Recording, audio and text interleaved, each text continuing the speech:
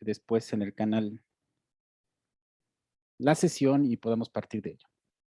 Entonces, les señalaba que con la intención de que la dinámica sea como mucho más aplicada, ahorita les voy a comentar algunos puntos introductorios y que vayamos ya directamente a la aplicación. Quiero saber cómo les fue con el tema de la instalación, si fue posible instalarla o no. Es una aplicación que funciona tanto para Windows como para Mac. No funciona aún para Linux, pero estaremos pendientes de ello. Bueno, vamos a ver. Déjenme. Algunos puntos como muy generales, digo, lejos de, digamos, de interferir en los fundamentos epistemológicos desde los que ustedes están partiendo para producir conocimiento a través de la metodología. Lejos de ello, creo que algunos puntos clave en donde todo mundo nos encontramos a la hora de llevar a cabo nuestros proyectos de investigación, pues ciertamente puede estar en las técnicas, puede estar en un método particular, puede estar en la manera en cómo entendemos lo que es hacer metodología, puede estar en algunos conceptos clave, en un armado, a lo mejor en la perspectiva de carácter inferencial para hacer investigación. Nos gusta mucho abordar muchas variables y muchos casos amplios, hacer mucho conteo, inferencias, o a lo mejor nuestro interés está más en el carácter interpretativo comprensivo de la investigación, nos gusta mucho más el tema de la realidad social construida a partir de los objetivos, de las motivaciones, de la censura, en fin, creo que hay muchos puntos en donde podemos encontrarlos, pero sobre todo a nivel de lo metodológico. Estos puntos que quiero un poco tocar para poder arrancar el taller es un poco el contexto, ustedes quieren acerca del uso de los softwares en el análisis, inicialmente llamado así cualitativo, pero déjenme contarles que con el paso del tiempo ha evidentemente evolucionado el tema de que lo cualitativo eventualmente ha perdido, digamos, anacrónicamente esta idea de una dicotomía con lo cuantitativo, ¿me explico? No es que haya perdido fuerza ni mucho menos, es que creo, estoy un poco de acuerdo, ustedes me dirán si sí o no, que no se trata de ser o más quali o más quanti, ¿no? Ni que estamos peleados necesariamente con una otra postura. Sobre todo creo que se trata del objeto de investigación y lo que estamos persiguiendo. Es decir, no tergiversar eventualmente los medios en fines, ¿estamos de acuerdo? Creo que eso más bien ha llevado a pensar que de pronto el tema del uso de los softwares, de las aplicaciones o de la tecnología para el análisis puede tener un carácter más o menos más allá de lo que conocemos como metodología mixta, es decir, puede ser casi híbrido. Ajá. ¿Y esto cómo funciona? Solo por poner un ejemplo, es cómo lo hacemos para leer, por ejemplo, y generar algún tipo de modelo de carácter cuantitativo a través de una matriz, un gráfico o una cartografía explicativa que tenga pesos cuantitativos, si solo cuento con evidencia de carácter cualitativo, por ejemplo, interpretativo. Tengo relatos de narrativas, relatos de entrevistas, narrativas que he conseguido en medios electrónicos o en entornos de internet, por ejemplo. Tengo comentarios, tengo memes, tengo fotografías, tengo videos. No tengo bases de datos, no tengo números, no llevé a cabo una encuesta como corresponde y como lo dicta la estadística inferencial muy recalcitrante y dura. Solo tengo ese tipo de información. ¿Cómo poder hacer eventualmente, darle tratamiento a esta información y generar una representación visual, por ejemplo, en donde pueda generar algún tipo de pesos y mediciones que a veces tienen un alcance mayor que lo convencional de tratar la metodología, la evidencia cualitativa, generando muchas narraciones en prosa, ir trayendo pequeños relatos de la entrevista o poner una fotografía que a veces solo resulta ilustrativa, sino cómo agarrar, cómo tomarlo como una evidencia base, una fuente primaria y empezar a generar con ello una representación de carácter cuantitativo. Esto no demerita ni tampoco exime el trabajo narrativo, ni explicativo, ni interpretativo, ciertamente, pero si hablamos de las dos cosas, tenemos una representación de carácter visual donde se pueden, digamos, visibilizar pesos, alcances, y luego profundizamos en una interpretación narrativa o en prosa a partir de la misma evidencia, entonces parecería que más allá de lo mixto y la triangulación, adquiere un carácter híbrido, si quieren, la metodología. Y eso resulta sumamente interesante y que es lo que últimamente, digamos, se ha estado trabajando.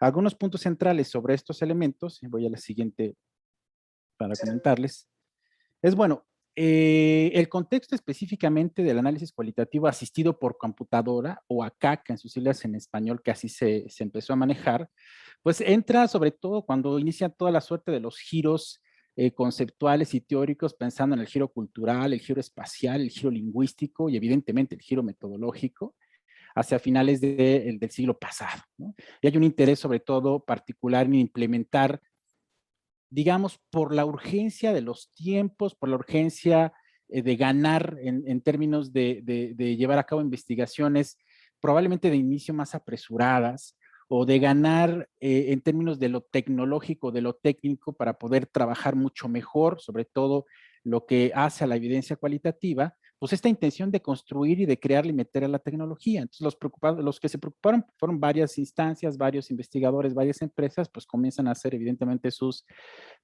primeras aportaciones sobre ello. No sé, seguramente a ustedes no les tocó, son ciertamente muy jóvenes, pero todavía la parte de las famosas entrevistas a profundidad y todo el enfoque de entrevistas a profundidad, las autobiográficas, fenomenológicas, semiestructuradas, o las que cualquiera que ustedes quieran, que implicaban, hoy por hoy todavía se estila, ¿no? Hoy hacemos una entrevista con todo lo que conlleva de profunda, evidentemente, y que donde por lo menos necesitamos o tenemos alrededor de 1 o 2 horas de grabación completa de una entrevista. Y sobre todo si se trata de una entrevista profunda, autobiográfica, por ejemplo, donde la intención es que el entrevistado narre, relate, platique el más tiempo posible, lo haga él y sea menos mi intervención como entrevistador. Y luego hay que transcribir todo ello, ¿no? Creo que a todos nos ha tocado, hay que transcribir toda esa información. Y luego cómo darle tratamiento a toda esa cantidad de relatos transcritos, que es una friega, ciertamente. Desde ahí, no sé si se acuerdan que antes lo que existía, seguramente no, pero les platico, era una suerte de, bueno, se hacía la grabación probablemente en un dispositivo analógico, luego después vinieron estas grabadoras digitales, ¿no? Las grabadoras digitales que grababan una suerte de formato digital para escuchar la grabación, pero luego que había que transcribir, ¿no? Y la transcripción, algunas de estas grabadoras usaban una suerte de cable con un pedal para que era como el pausa, ¿no? Y reproducir, pausa, reproducir, y que más o menos en alguna medida, digamos, ralentizaban la grabación para poder comenzar a transcribir. Desde ese tipo de aparatos hasta todo lo más reciente que existe a nivel de aplicaciones, unas que son de alto costo, softwares muy completos, digamos, que se dedican absolutamente a este tema del análisis de datos de distinto tipo, porque ya no se utiliza tanto análisis cualitativo. Max Judea, entre otros, por ejemplo, ya habla de un análisis mixto, habla de un análisis de datos y no necesariamente cualitativo, sino intenta ya integrar la parte cuantitativa y entonces pensar más bien de manera conjunta según el objeto que se persigue, pues se fueron creando ciertamente, ¿no? Entonces ese giro fue importante. En un inicio la resistencia, no sé hasta ahora si sigue eso existiendo, pero había una resistencia, pues a lo mejor por la manera convencional de hacer investigación, sentirse cercano de la evidencia, leer a lo mejor las narrativas, revisar las fotografías, la observación etnográfica, la observación participante, la flotante, los enfoques que requiere, el diario de campo, una cámara fotográfica, qué sé yo, estar cerca de la evidencia y darle un tratamiento de lectura propia, que era como imprimirlo así de entrevistas, y yo las tengo que leer, ir marcando este trabajo, había pues como una resistencia convencional a ello. Parecería que el transitar a el uso eventualmente de aplicaciones o de softwares podría estarle quitando eventualmente peso y fuerza a el término de lo científico. Parece que no, pero de verdad les cuento, sucedió en varios momentos. Respecto de la innovación tecnológica, ciertamente, ¿no? Porque ahí había es que eso no es exactamente lo mismo, a lo mejor me estoy perdiendo de cosas. No había digamos, una razón mayor que inicialmente eso. Con el paso del tiempo también se han dado cuenta, nos hemos dado cuenta en general, que el uso exacerbado de los softwares para hacer investigación o dar tratamiento a la evidencia de campo, de carácter metodológico, puede caer en ciertos vicios. Puede comenzar eventualmente justo a eso, olvidarse de la profundidad que implica el tratamiento de ese tipo de evidencia de carácter interpretativo comprensivo y eventualmente hacer una suerte de conteo al estilo inventario. ¿No? Ese puede ser un importante problema, en lo que también se tiene razón. Creo que es importante saber equilibrar en ese sentido, pero bueno, en inicio había esta resistencia como tal, ¿no? Ciertamente, por eso los puntos que señalo, una cosa, ¿cómo se construye el dato? Porque a nivel, digamos, de lo cualitativo, los metodólogos, las metodólogas señalan, el dato no está ni se encuentra en el campo ni se busca, se construye, el dato se construye, ¿no? No es, ya estoy buscando los datos, aquí tengo los datos, no, los datos se van a construir a partir de un cruce entre la epistemología, la teoría, los conceptos, los datos, la información empírica. Entonces hay que construir el dato. Entonces va más allá de tener evidentemente un número o una frase, como que existían por ello. Entonces decían, el uso eventualmente de software suele solamente inventariar el dato, ¿no? Como contabilizarlo y decir, tenemos tanto de tanto. ¿Qué porcentaje de cantidad de eso respecto del total? Ese tipo de cosas. Entonces sucedió. Luego, por otro lado, apareció como también el tema de la confiabilidad como un punto central para en la discusión, en la disputa acerca del uso de los softwares, ¿no? Es decir, qué tan funcional o qué tan confiable eventualmente resulta el uso de un programa en relación a lo que estoy buscando, porque digamos, estoy dejando de lado el trabajo artesanal, por así decirlo, manual, por decirlo de alguna manera convencional, y se lo estoy dejando a un software. Qué tan funcional es? Ahora, el problema sobre todo estuvo justamente en las aplicaciones de carácter de análisis cualitativo, no en las cuantitativas, pero lo cuantitativo como tal, esa era la intención ciertamente, ganar tiempo, tratar gran cantidad de información y sobre todo en términos de números, ¿no? Bases de datos codificadas a partir de cualquier tipo de encuesta o otro tipo de banco de datos, pero era en esos términos. Pero lo cualitativo particularmente parecería que se intentaba transformar en ello y que podía perder en términos de confiabilidad, fue otro punto central. En términos generales se ha pensado que ha evolucionado mucho. Muchas de las principales recomendaciones más bien siguen sustentadas en, no olvidemos que un software no va a ser la chamba del investigador, de nadie de nosotros, no lo va a ser. Que va a ser fundamental entender que la idea esencial, la mirada conceptual, la conformación de un sistema de análisis fuerte y bien fundamentado le corresponde al investigador. Partiendo de las teorías que quiera partir, de la base y el fundamento epistemológico que quiera, pero eso no lo va a resolver el programa, ¿estamos de acuerdo? Y que tenemos que entonces darle los elementos y los parámetros al programa para que haga y se acerque en la medida de lo posible a ese tipo de sistema analítico. Entonces, esa parte nos corresponde, entonces hay que estar muy claros en esa parte, no lo va a resolver el programa. Porque además resulta interesante que de pronto metemos información a un software y lo echamos a andar como una licuadora y avienta muchas cosas, ¿no? En matrices, endogramas, cartografías analíticas, mapas, y no tenemos idea de cómo interpretar ello. ¿Qué significa? ¿Me explico? Porque parecería que le dejamos a un algoritmo tal cual que haga la chamba, que no hemos programado con antelación en términos de darle sentido a ese algoritmo. Entonces vale mucho la pena que eso lo consideremos. El software no va a hacer nada. En ese mismo contexto, las especialidades respecto de las aplicaciones para el uso del análisis cualitativo, pues fueron desprendiéndose durante el último, digamos, la última parte del siglo pasado y todo ¿no? Todo lo nuevo que ha salido. Hay hoy por hoy un sinfín de programas de análisis de datos, les digo, más allá de decir exactamente son cualitativos o exactamente son cuantitativos, es un poco para qué sirven. Y la especialidad que han adquirido muchos de ellos los ha vuelto eso, un único o una tendencia particular, pertenecer a un grupo específico. Por ejemplo, solo por señalar algunos, resulta que inicialmente este mismo programa, como otros, les comenzó a preocupar el tema de la minería de textos, sobre todo, cuando lo que se asociaba es que el trabajo de campo cualitativo, la investigación cualitativa, parece que asociaba solamente al realizar entrevistas y tener entonces un bonche y un sinfín de transcripciones de entrevistas y de relatos o de observación de campo al estilo de la etnografía antropológica con un sinfín de diarios de campo. Entonces, muchísimas anotaciones, relatos, descripciones densas, flotantes, y ahora cómo hacer. Necesitamos un programa que haga minería de textos. La minería de textos en su momento, y existen varios programas, entre ellos los primeros que ven del lado izquierdo como Didus, Ethos, Angos, Linguamatics, por ejemplo, unos que están en línea que son gratuitos como YanTools, WordArt, Accedo, que lo que hacen es una contabilización, por decirlo de alguna manera, de los textos tal cual, con un algoritmo que lo que busca es, por un lado,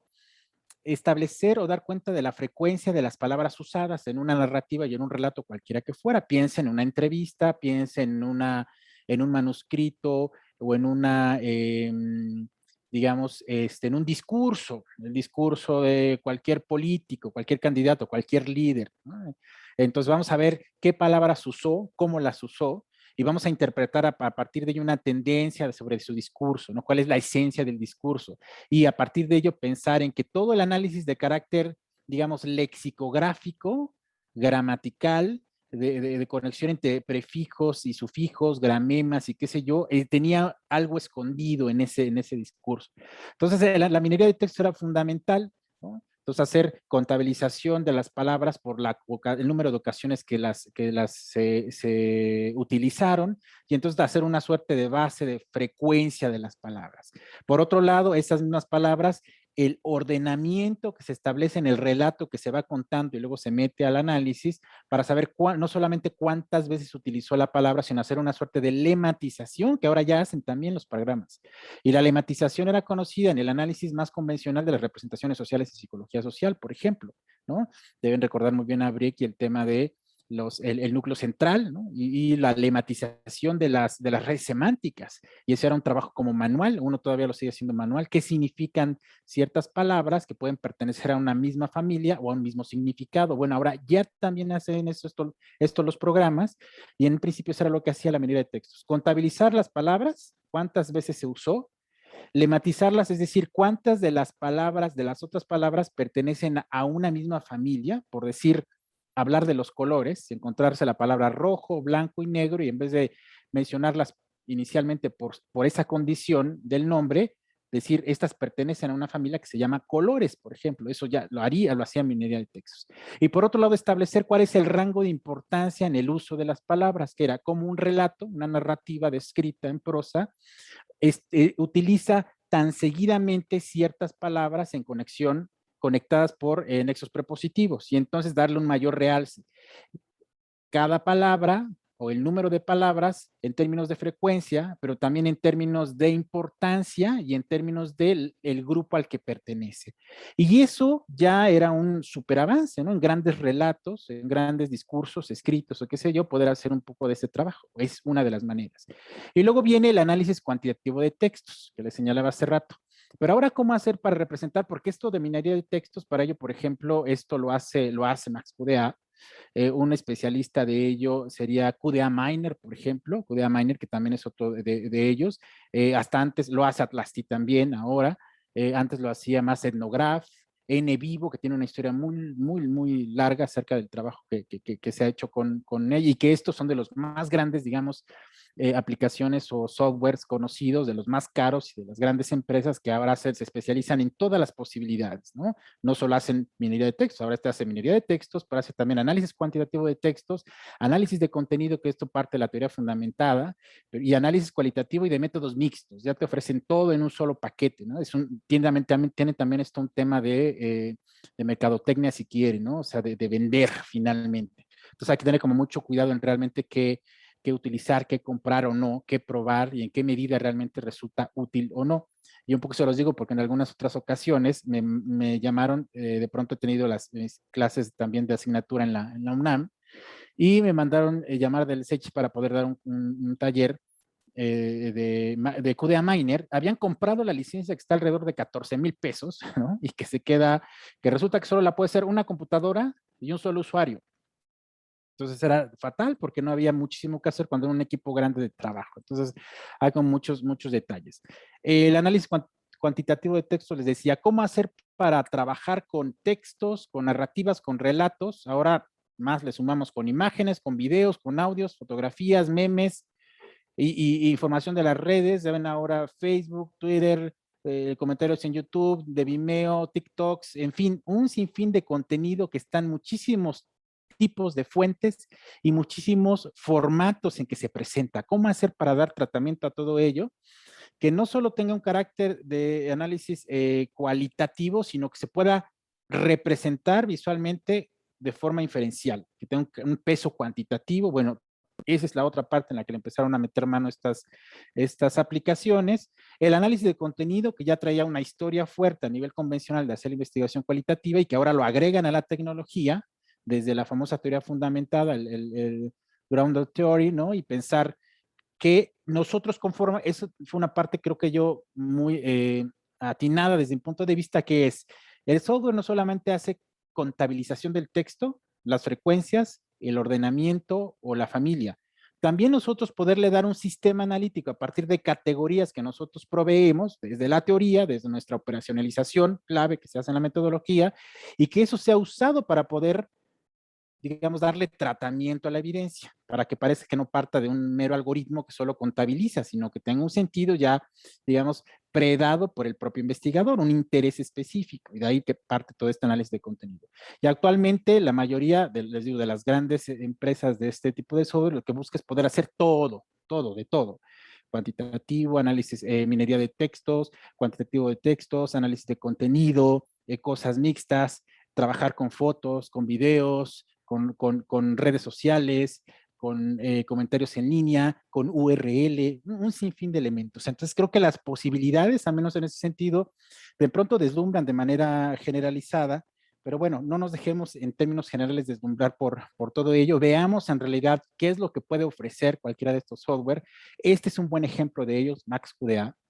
Y pensemos hasta dónde en realidad, según mi objetivo de investigación, mi objeto concreto abstracto de investigación, le es funcional, le es viable. Y no por la posibilidad de cosas que pueda hacer, sino por lo que estamos buscando. ¿Me explico? Eso creo que es fundamental. Digamos que todo lo que pueda hacer puede de pronto parecer un sinfín de cosas, una diversificación sumamente interesante, pero probablemente no podamos hacer todo ello, no trabajemos con esa cantidad de material, pensemos en lo que tenemos, en lo que estamos buscando en campo, seguro que ustedes ya tienen algo de material de campo o estarán en ello, están trabajando con sus dispositivos, no lo sé, pero entonces pensar de qué manera le podemos sacar jugo a un software como este en términos de ganar tiempo, por ejemplo. Eso es bueno, ganarle tiempo, eso sí puede ser. No minimizar por esa razón la importancia. En términos de tratar gran cantidad de información, eso puede ser fundamental. Tenemos mucha información de pronto, entonces a lo mejor no nos alcanza el tiempo si lo hacemos de manera convencional, pero ¿qué tal si usamos un software? Entonces podemos ganarle tiempo y no dejamos de tratar toda esa gran cantidad de información.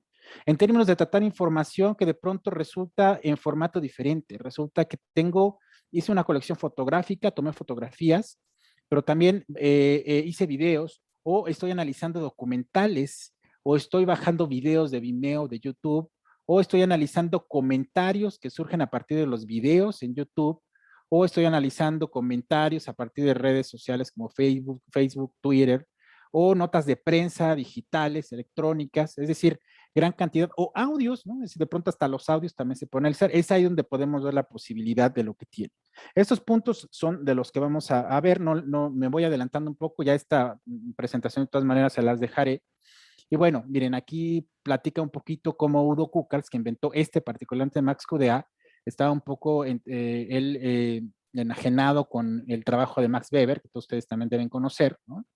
Y por esa razón le había puesto, inicialmente se llamaba WinMax en el 89, este programa cuando comenzó, les decía yo, la última parte del siglo pasado. WinMax era un interés particular de sociólogo alemán, Udo Kuckartz, en honor a Max Weber. Y ya después se llama MaxQDA, estamos hoy en la versión MaxQDA 2020, que es la más reciente. Han agregado un sinfín de módulos que les voy a mostrar y que verán la utilidad. Un punto interesante, si eventualmente alguien se interesaba en conseguir y en seguir utilizando esta aplicación, estos son los tres, digamos, perfiles que ofrece la empresa. El MaxQDA estándar, que hace análisis cualitativo y de métodos mixtos, lo cual puede resultar suficiente y más que suficiente para hacer un trabajo de investigación como el que están haciendo y más allá. El MaxQDA Plus, que además de ello también hace una suerte de trabajo de análisis cuantitativo de los textos, no, ojo, no quiere decir que el primero no lo haga, porque si hace importantes bases de datos, termina mostrando cosas de carácter cuantitativo con análisis de datos cualitativos, pero que este otro además agrega un módulo particular para hacer ciertas representaciones, digamos, y cruces de datos entre lo que ya generó de manera cuantitativa de datos textuales, de cualquier cantidad que sea, o visuales, digamos, y luego con ellas unas nuevas, digamos, nuevas inferencias.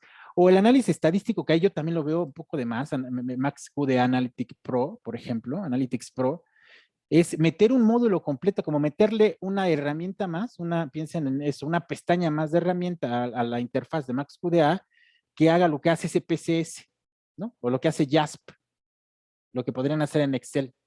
Digo, no lo sé, pero bueno, ellos intentan vender, esas son las tres. Los precios respecto a esto, porque se trata evidentemente de un software de pago, eh, al menos en relación a muchos otros, creo que varía en términos de las posibilidades. Max Judea propone no comprar si quieren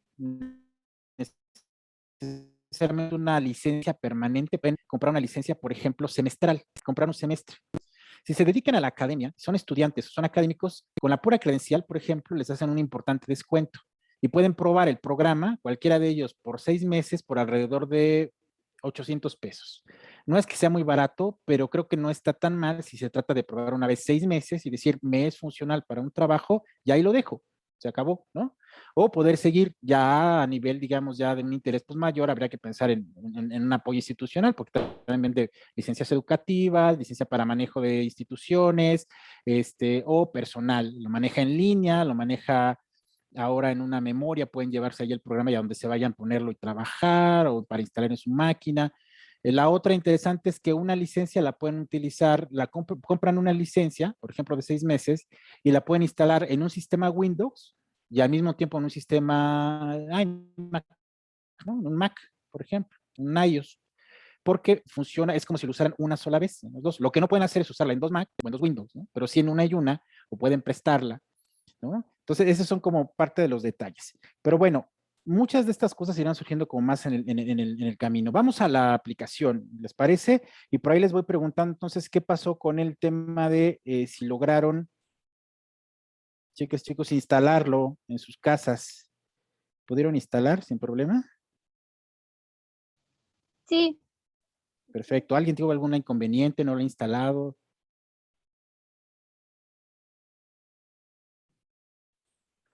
Bueno, voy a poner mi escritorio para que sea más sencillo y vamos desde acá.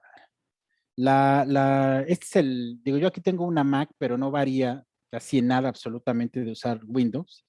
Y se ve de esta manera, ¿no? Este es el icono de la aplicación. Ya lo voy a abrir, se abre de esta forma. Si recuerdan, yo les envié, lo dejé tanto en el micrositio, que supongo que tiene todo mundo, ya pudo ver, lo dejé en el micrositio, y lo mandé también por correo. Me parece, tenemos un número serial para usar la licencia, una liga también donde podemos bajar, les dejé un material de posible utilidad para el taller, algunos ejemplos de proyectos abiertos en el programa y además había un PDF para poder desde ahí bajar si era para una versión en Windows o para una versión en Mac. ¿Por qué lo dejé desde ahí? No bajé la aplicación porque justo lo que hace esa liga es reconocer el sistema operativo que tenemos, cuál es la generación del sistema operativo y bajar la versión más adecuada del software a su computadora. Todo lo demás no es más que aceptar, hasta el momento en que se instala, pide ese número de serie, es más, ofrece usarlo 15 o 30 días, pero no, es mejor poner el número de serie porque este número de serie lo tenemos por más de 100 días, o sea, lo que en el trimestre, es decir, si les alcanza en caso de que decidan que lo van a utilizar para su proyecto, les alcanza totalmente sin problema y más todavía. Y hay que poner un nombre, el nombre pueden poner su propio nombre y un correo electrónico. El correo electrónico puede ser cualquiera, solo es como un inductor para el arranque, no es porque te comprometan su correo para ninguna situación, sino con eso funciona. Como se den cuenta, se abre de esta forma. Esta es la interfaz que inicialmente muestra el programa. Y luego, lo primero que necesitamos hacer es crear un proyecto. Vamos a ver, otra vez. Aquí está. ¿Listo? Ok. Vean, aquí está. Ya lo abrí el programa y entonces voy a nuevo proyecto. Después veremos los ejemplos que trae el software. Si tengo un proyecto ya abierto, ahorita es crear un proyecto nuevo. Lo que va a pedir es ponerle un nombre al proyecto. El proyecto le pueden poner el nombre que ustedes deseen, su nombre, su propio nombre o el nombre del proyecto, el que ustedes tienen. ¿Sí lo están viendo? Perdón, sí se está reproduciendo porque Como que se trabó un poco. veo que está un Bueno, se poco, quedó en un exacto. nuevo proyecto. Sí, es cierto, como que se quedó ahí un poco trabado. Déjenlo, lo voy a volver a cargar para que veamos.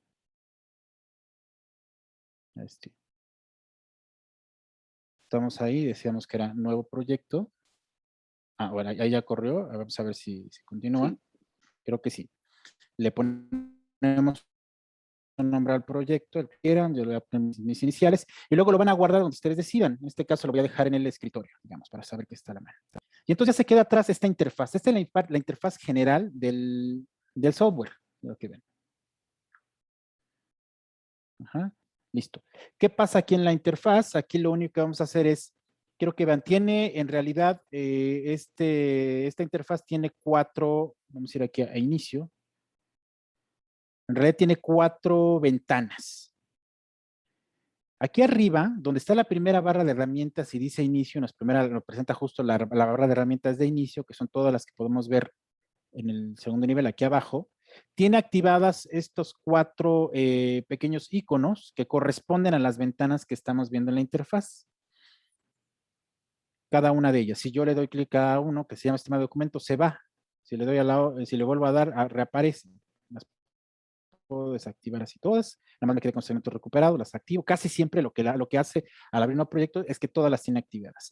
Las siguientes ventanitas solo son de visualización, que nada más reorganiza cómo se ven las ventanas. Vean, ¿no?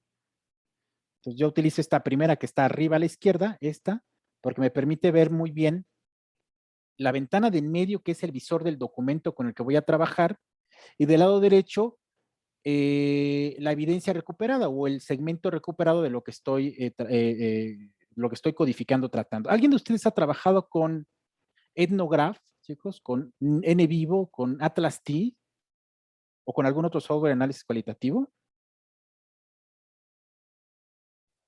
No, ¿Nadie, pues nadie? yo no. Bueno, ¿por qué se los digo? Porque seguramente les sonarán algunos de los términos que iremos usando. Les platico de qué va la interfaz y vamos a la parte ciertamente más aplicada. Iremos viendo las herramientas.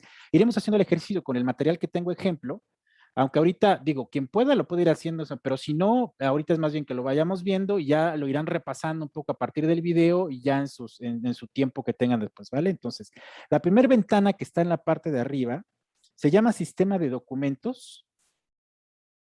Y esta ventana corresponde va a albergar todo el material con el que vamos a trabajar el proyecto. Ya apliqué mis dispositivos en campo y se me ocurrió hacer una entrevista semiestructurada y ya digamos, la transcribí, entonces tengo las entrevistas ya transcritas, pero también hice una colección de fotografías y luego, hice algunas entrevistas que no fueron precisamente semiestructuradas con preguntas clave, digamos, sino fueron, digamos, relatos que se dieron de momento.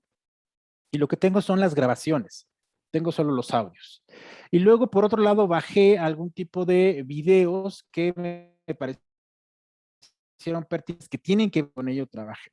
Bueno, todo ese material aquí es donde se va a colocar, no importa el tipo de material, casi maneja la extensión del tipo de imágenes, de videos, de texto, qué sé yo, casi todas, y si no, las transformamos antes y las subimos, va a aparecer aquí.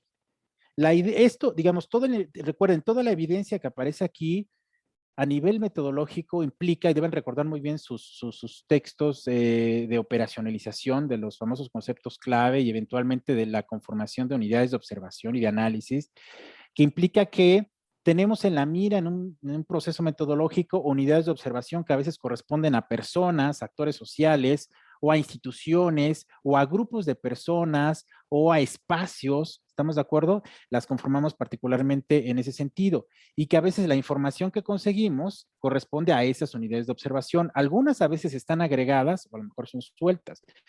Es decir, yo puedo trabajar con el tema, digamos, de la identidad,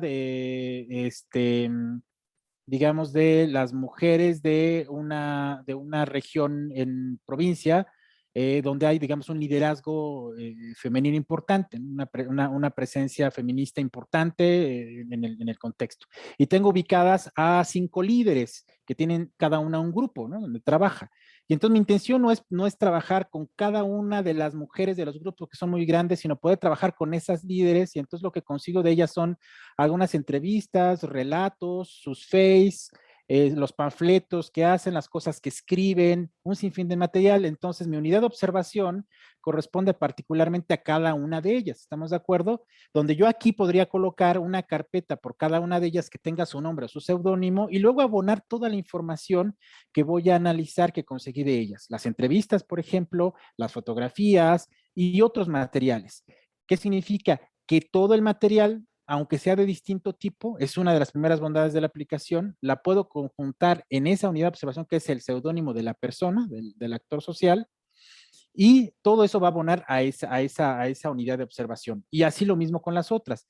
Pero si mi intención es más bien es dividir los documentos en tipo de información, tampoco es un problema. Si mi objetivo es más bien entender, por ejemplo, el uso de los parques, que ahora hay nuevos parques para mascotas y para perros en la ciudad, en el norte, por ejemplo, de la ciudad, entonces lo que tengo es evidencia en video, pero también tengo evidencia en redes sociales y tengo evidencia, digamos, de personas a las que se les preguntó. Son, digamos, 3 formatos distintos y 3 fuentes diferentes. Mi intención es conjuntarla para hablar solo de una sola unidad de observación, que es ese espacio de los perros, sino mi interés es conceptualmente, a partir del tipo de fuente, cómo abonan a la temática. Entonces me conviene separar la información por tipo de información. Esto está de más seguramente que se los diga, chicos, porque deben tenerlo, chicas, más claro que yo ya en su propio proyecto, pero es fundamental para poder establecer un ordenamiento del material en el programa. Aquí va a aparecer todo y no puede aparecer inicialmente todo suelto. Vale la pena organizar por unidades de observación agregadas o no el material con el que trabajamos. Si trabajo en una escuela primaria, a lo mejor se me ocurre que todo lo que conseguí de los niños y niñas que van a esa escuela primaria, la voy a organizar por grados y así voy a hacer mi trabajo comparativo por grados. Pero a lo mejor digo, no, va a ser por mujeres y hombres. A lo mejor sí va a ser por grados, pero al interior de cada grado por mujeres y hombres. Entonces es importante que aquí lo primero que va a aparecer va a ser los documentos organizados en esos términos, como los quiero. ¿Listo? Luego, la parte de abajo, en la parte de abajo que se llama sistema de códigos. El sistema de códigos es uno de los asuntos más importantes desde mi punto de vista para cualquier proyecto de investigación, porque corresponde al famoso sistema de análisis.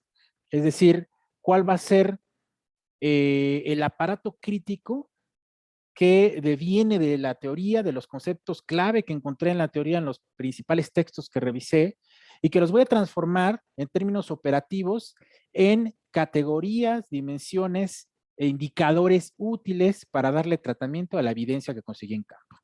¿Estamos de acuerdo?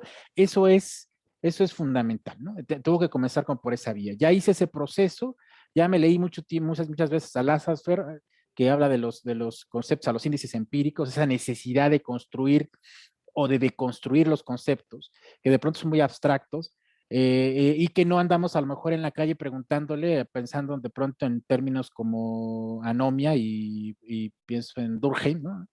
Y preguntándole cuál es el nivel de anomia que usted padece a las personas, porque no nos van a entender, van a entender anemia probablemente, ¿no? Entonces hay necesidad de deconstruir el concepto de anomia, qué significa, cuándo se acuñó, si opera todavía, si me es útil para mi investigación, y pensar en indicadores clave, ¿no? Más empíricos, en categorías más aplicables a la realidad, más entendibles en un dispositivo de campo, dígase un cuestionario, una entrevista, un grupo focal, lo que ustedes quieran, o para buscarlo en notas de prensa, qué sé yo, tiene que ser en esos términos. Entonces, esto que tiene que aparecer aquí, que se llama sistema de códigos, va a ser ese sistema analítico, es lo fundamental, y que casi siempre van a ser estos términos que hacen a las dimensiones o a las categorías más cercanas a el tratamiento de la evidencia, más cercanas a la realidad, más entendibles, pero que evidentemente vienen de una conexión con los conceptos clave y con la teoría. En la parte del medio es donde se va a visualizar cada uno de los documentos que aquí colocamos. El timeline del video, si fuera el caso, o del audio, o el PDF que subimos de varias información de internet, o la transcripción de la entrevista, o la transcripción del grupo focal, qué sé yo. Aquí es donde se va a observar. Y del lado derecho, les decía, es donde va a aparecer todo lo que tiene que ver con los segmentos que se van recuperando del trabajo de revisión del material, ¿no? Va a ser en esos términos, prácticamente es la manera. ¿Listo? Vamos hasta acá entonces. Vayamos, habíamos señalado las herramientas de la primera línea, que es el inicio, les había señalado primero. Aquí donde dice nuevo proyecto sería crear uno nuevo, ya tenemos uno abierto, tiene un nombre y lo tenemos guardado en un lugar específico. Abrir un proyecto sería, tengo un proyecto guardado que quiero ahorita abrir y cerrar quiero trabajar con el otro, lo puedo hacer. En Mac se puede abrir proyecto por proyecto, si yo abro otro, se cierra y se abre el otro. En Windows se pueden abrir varios proyectos al mismo tiempo porque genera varias ventanas. Esa es una diferencia que voy marcando. Una cosa importante, una vez que creamos un proyecto en el programa, chicos, todo lo que comiencen a subir, digamos que empieza a hacer engordar el archivo del proyecto. Eso puede ser relativamente bueno en relación a que hasta antes algunos software funcionaban con información que estaba en las computadoras y necesitaba conocer la ruta de donde se encontraba el documento que está trabajando.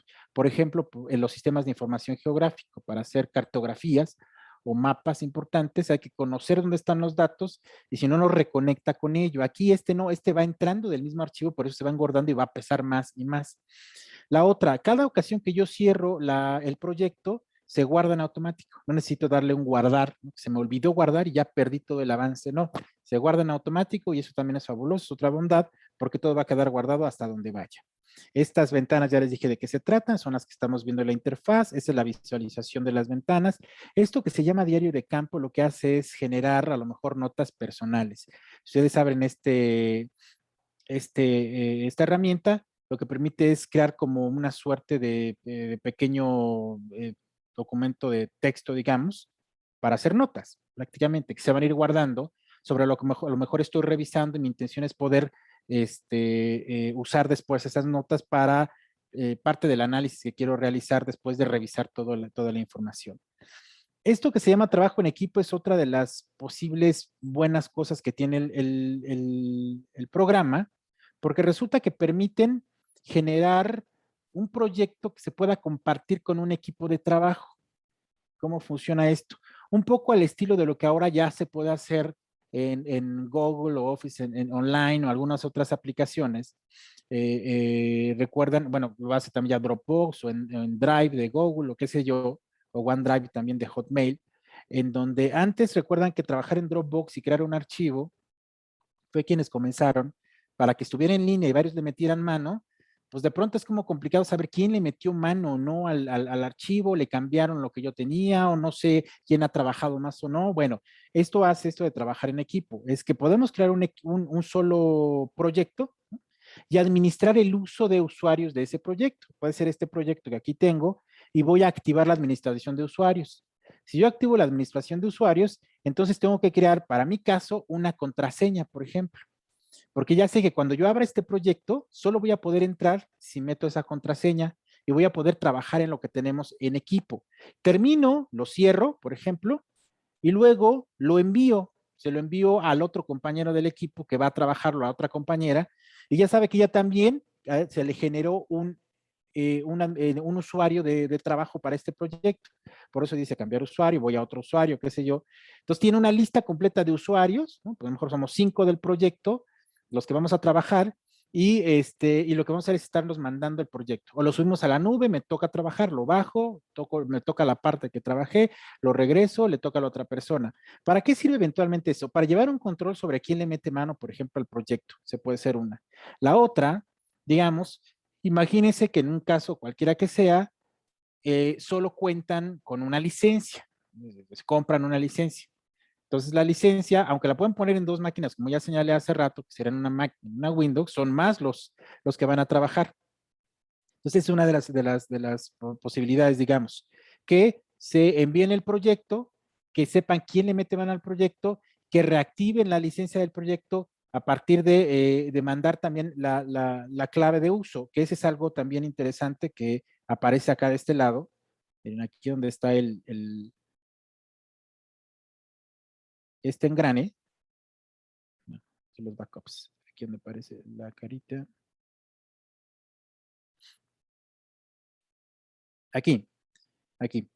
Aquí dice, miren, estado de la licencia, desactivar licencia de este ordenador. Significa que pueden los 5 compañeros instalar el programa en su casa, tiene solo una licencia y ahorita el colaborador número 1, digamos, la está ocupando, la activa y trabaja. Ya la va a mandar, manda el proyecto al compañero, lo sube al Drive y luego lo baja el otro compañero, entra con su propio nombre para saber qué fue lo que avanzó y hizo, para eso sirve el trabajo en equipo, y además, pero para eso necesita la licencia. Yo simplemente desactivo la licencia de este ordenador, no se desinstala el programa, solo se desactiva la licencia, que ya lo tiene mi compañero, lo activa, trabaja, termina, sube otra vez el proyecto al Drive, desactiva su licencia y el que sigue lo toma, ¿vale? Entonces prácticamente esa es la idea del trabajo en equipo, digamos, pensando en que podemos trabajar enviándonos las cosas, o si tuviéramos solamente una computadora, pues a lo mejor ahí es por tiempos. Tenemos la computadora ahí, piensen donde hay laboratorios, está la computadora, tiene instalado el programa y solo ahí se puede trabajar el proyecto. Bueno, entonces programamos un trabajo en equipo, cada quien entra cuando le corresponde a la hora que le toca, pero con su usuario para que funcione. Otra, esto que se llama fusionar proyectos, imagínense que van a trabajar un solo proyecto, pero se van a dividir el material que van a trabajar. El proyecto implicó muchísima evidencia de campo. Uno va a trabajar con fotografías, el otro con las transcripciones de entrevistas y alguien más va a trabajar con comentarios de YouTube, por ejemplo. ¿Vale? Entonces aquí está todo el material, o ya lo tienen.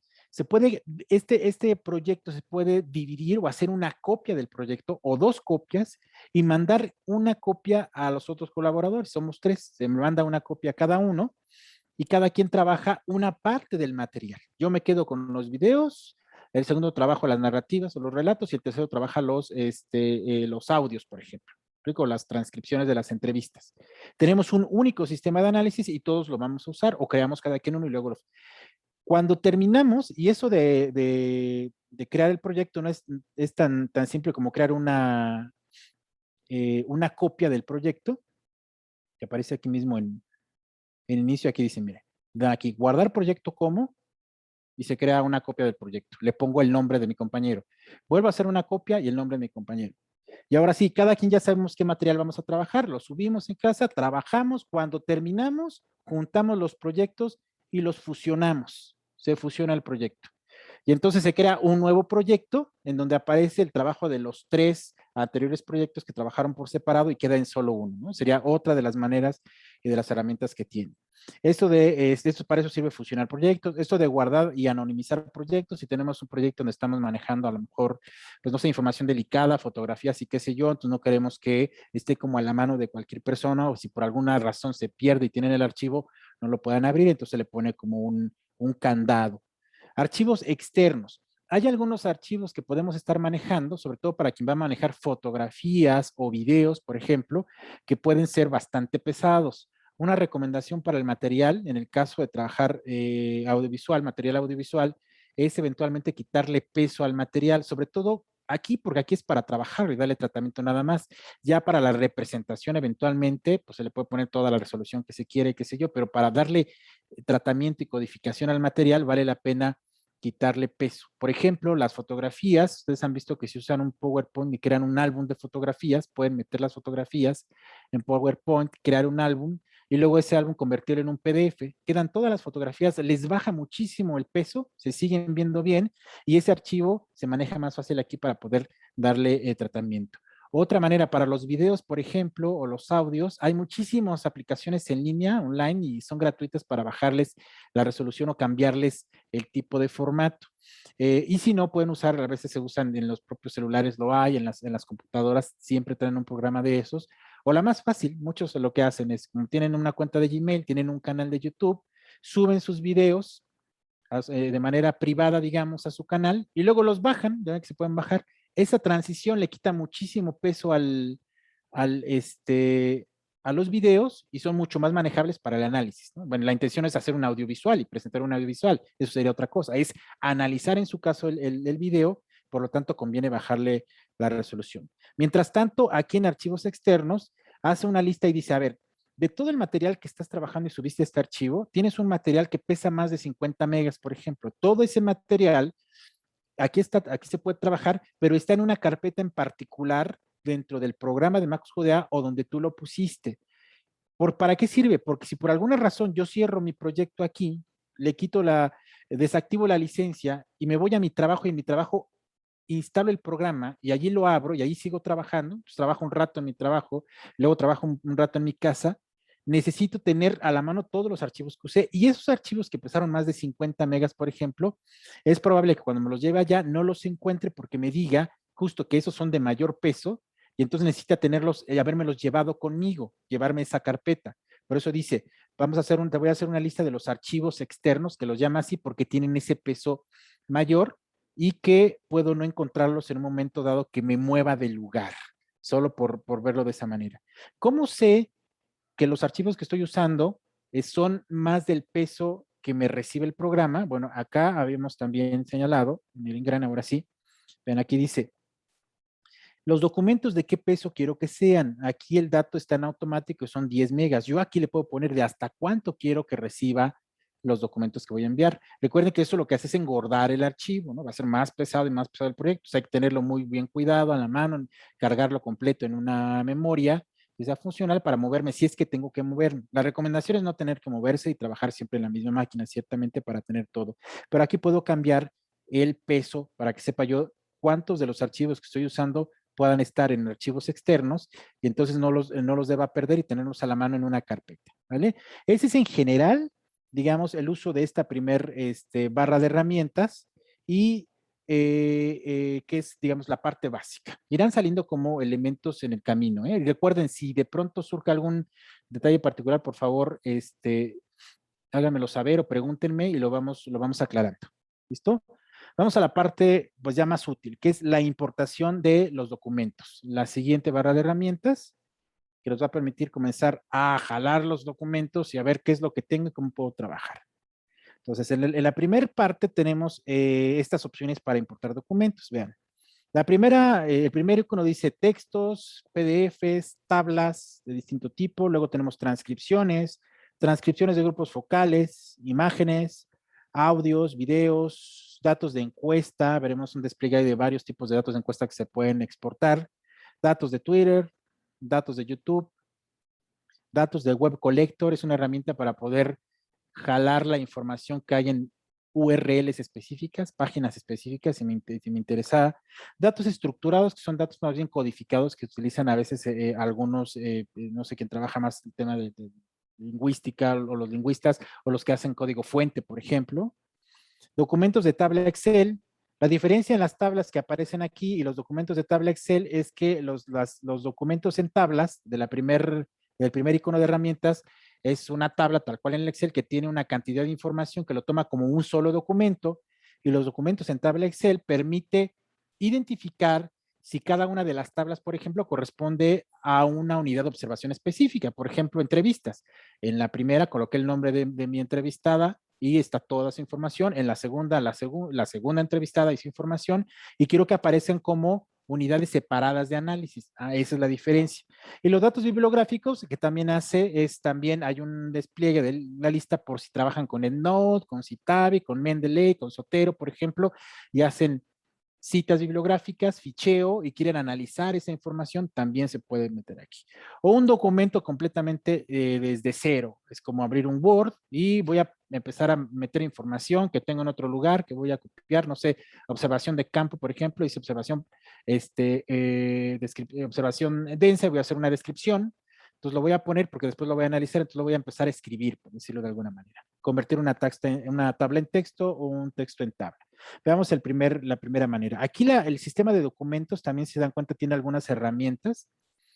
Es esta barrita desde donde se hace exactamente lo mismo que se hace desde acá arriba. Algunas en particular que corresponden solo a esta ventana. Comencemos entonces con lo primero que sería importar. Vamos a importar, le damos clic ahí, nos va a llevar a donde tengamos el material. Recuerdan que les había yo, les compartí una carpetita que era para el mismo taller, que decía material de trabajo. Hay que debo tenerlo aquí. Material de ejemplo.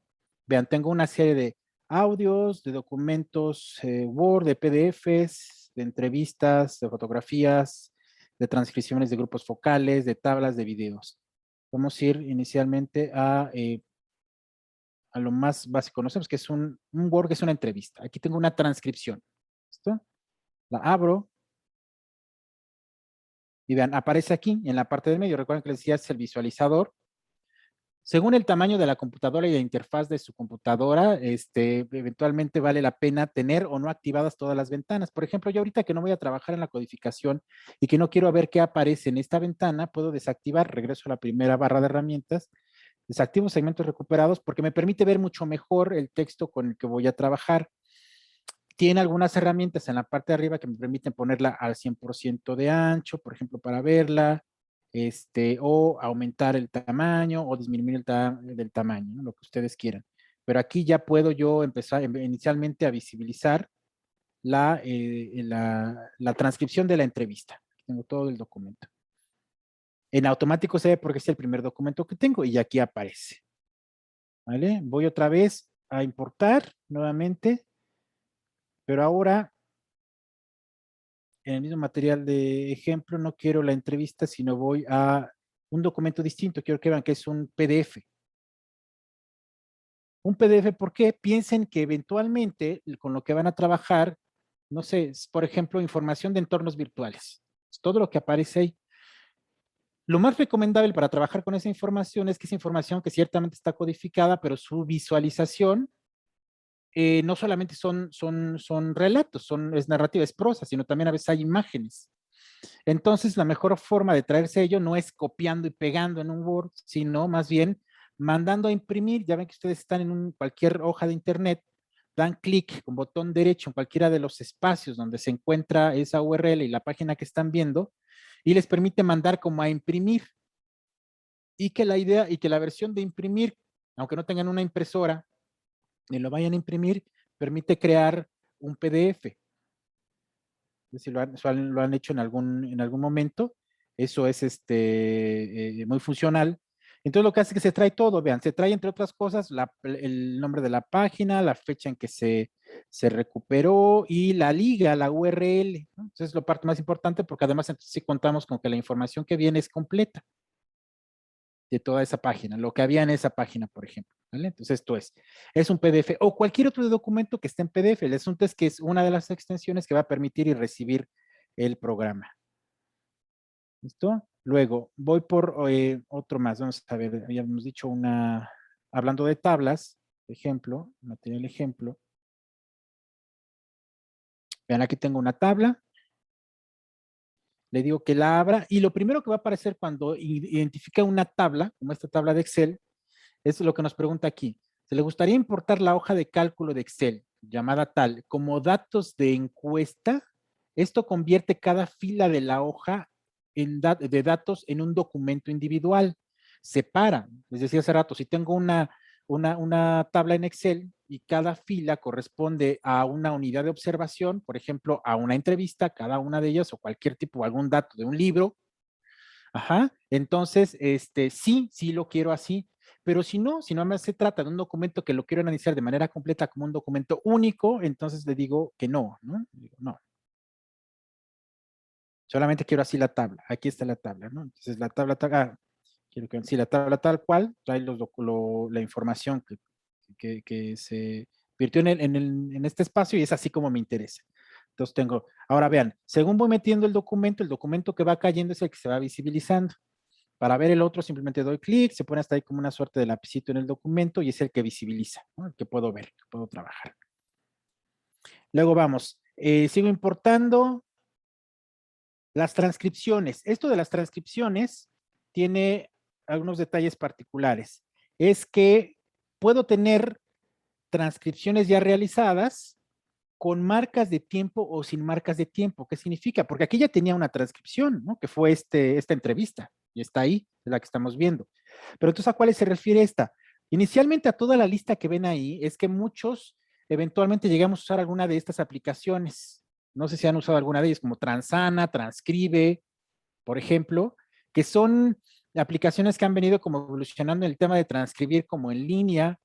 No son tan funcionales porque de pronto no transcriben como uno quisiera los audios, porque los audios que eventualmente usamos, por ejemplo, que hacemos entrevistas, si están de acuerdo conmigo, no son entrevistas hechas en un estudio, ¿están de acuerdo? En un estudio cerrado, donde hay la mejor acústica, con un micrófono ambiental, y no, las hacemos a veces en la calle, con la gente en pleno barullo y tianguis y qué sé yo, y así se hacen las entrevistas. Y luego cuando se hacen las entrevistas de carácter científico y social sobre todo, la gente no mantiene precisamente un tono permanente en su forma de hablar, ¿no? Y a veces sube la tonalidad, baja y de pronto se enoja en lo que expresa y de pronto llora. Entonces es bien complicado usar programas que transcriban tal cual los audios. Necesitaríamos tenerlos muy afinados, ¿no? Y traer a la persona, les digo, a un estudio cerrado con un micrófono especial que no se emocione para que siempre hable casi de la misma manera, al mismo ritmo y con el mismo tono. Imposible, ¿estamos de acuerdo? Pero aún así hay gente que usa, por ahí mete las transcripciones, las intenta a lo mejor digamos, filtrar para que estén lo más limpias posible y luego las usan aquí. Ahora, un tip que ahora regularmente se usa es, si quieres transcribir, ayudarte en la transcripción de los audios de las entrevistas, es repítelas tú mismo, investigadora, investigador, ¿no? Y es más, propio Word tiene un sistema de dictado.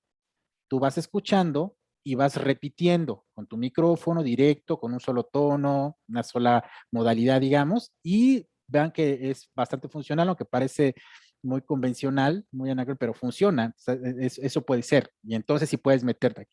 Y entonces la intención es que esas transcripciones se jalen desde cualquiera de estas cuentas. Hay que tener una cuenta de estas para transcribir. Las primeras que dice sobre con marcas o sin marcas de tiempo es que hay transcripciones que se realizaron que tienen una marca de tiempo porque hay quien le interesa particularmente saber en qué momento intervino la persona que habló, cuando terminó de hablar, que genera un párrafo, luego cuando genera otra intervención, y entonces tenemos otra marca de tiempo, y va generando estas marcas de tiempo. Un poco como aquí se ve que es uno o dos que son párrafos, aquí lo que va a aparecer es una marquita de tiempo, como una suerte de reloj que dice a qué hora se inició y en qué segundo terminó, por ejemplo. Prácticamente para eso se utilizaría el tema de las transcripciones. Ajá. La otra es que desde aquí podemos iniciar algún tipo de transcripción particular. No tengo, digamos, pero eso ahorita lo vamos a ver con el uso de los audios. No hice la transcripción, tengo el audio.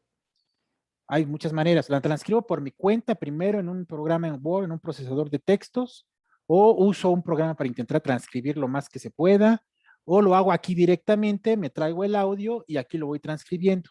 Digamos, cualquiera de las vías, lo que se hace es traer un documento acá. Y lo vamos a ver ahorita con la... Pero aquí sería, sobre todo, si ya las tengo en alguno de estos programas, y generó alguno con marcas o sin marcas el tiempo. Ahorita que usamos un audio, veremos cómo se hace lo de la transcripción del directamente como les comenté acá. El otro es la transcripción de grupos focales. Lo mismo sucede, la transcripción de un grupo focal se puede transcribir de la misma manera que una entrevista simple, digamos, con uno de estos programas y también con o sin marcas de tiempo. Esta es otra de las formas que me puedo traer. Ahora, la parte importante en traerme una transcripción que ya tengo, que ya hice, digamos, es por la siguiente situación. Quiero que vean, me voy a traer una transcripción sin marcas de tiempo, no use ninguno de esos programas, no tiene marcas de tiempo en particular, tiene más bien la intervención particular de un moderador y los miembros del grupo focal, punto. Voy aquí, voy a mi material ejemplo, y aquí tengo un grupo focal.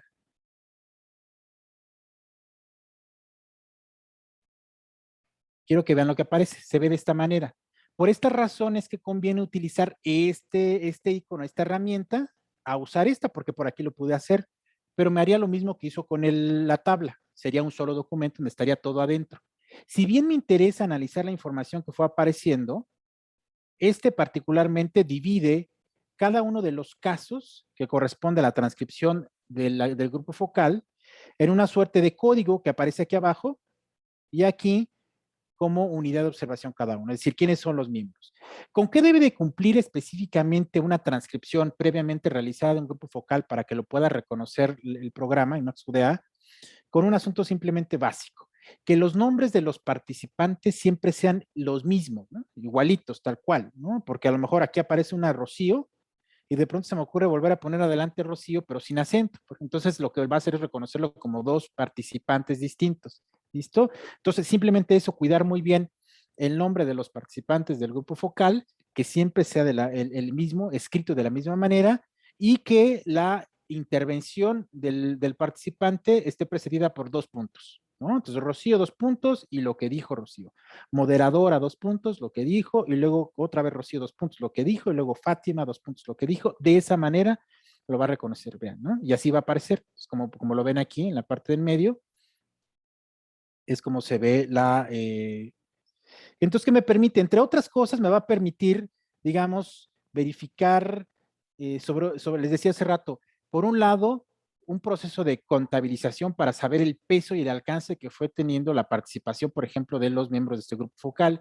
Pero lo otro es el análisis directo, que es otra de las cosas más importantes en esta idea de cruz y de triangulación, el análisis de la información, de lo que lo que cada quien dijo una vez que intervino. Es decir, aquí está toda la información. Ahorita veremos cómo se hace esta parte de la codificación, ¿no? Y luego cómo, para el caso del grupo focal, podemos verificar, al menos en alguna medida, la participación de estos miembros del grupo focal, ¿no? Será como parte de, que es un poco por aquí. Listo. Vean, toda la información que voy colocando aquí, que se va agregando, en este caso esta del grupo focal, como son miembros dentro del grupo focal, lo creo como un grupito, un grupo de casos, y generó esta llave a un lado que me permite abrir o cerrar para ver lo que está dentro del grupo focal. Listo. Luego tengo imágenes. Voy a importar imágenes. Tengo imágenes porque también hice algunas fotografías, entonces me parece pertinente trabajar con ellas. Y así están. Aquí tengo mis fotografías. Simplemente lo que puedo hacer es señalar todas las fotografías y agregarlas. ¿Listo? Aquí están mis fotografías. Recuerden que voy dando doble clic a cada documento, que le llama así, para poderlo visibilizar. Es la manera que tengo las fotografías. Vean. Vean, aparecen como documentos sueltos. Es aquí donde decía, cada fotografía es una unidad de observación y la voy a trabajar por separado para compararla con otras fotografías o con otros documentos, o todas estas fotografías en realidad lo que hacen es abonar a una unidad de observación agregada mucho más temática o grande, por ejemplo, a una persona, a un actor social, o a una institución, o a un libro, a una corriente de pensamiento, depende qué es lo que esté analizando, y entonces cómo voy a agregar, esa es una cuestión fundamental que no lo determina el programa, sino lo determinamos nosotros, ¿vale? Entonces es importante ir pensando en ello, cómo voy a organizar la información a la que le voy a dar tratamiento.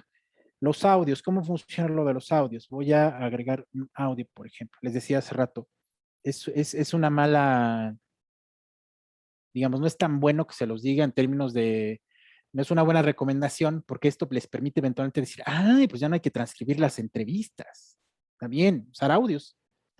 Bueno, digamos que en un caso muy extremo, por términos de tiempo, lo que ustedes quieran, puede ser, permite fundamentalmente trabajar con lo esencial, pero probablemente se puedan perder de tratamientos aleatorios y complementarios de las narrativas transcritas, de los relatos. Es fundamental de pronto tener a la mano ello. Aquí lo que va a hacer es, como no tengo el relato transcrito, tengo el audio, entonces voy a trabajar con la línea del tiempo de ese relato. Miren, aquí lo tengo, entonces, una entrevista.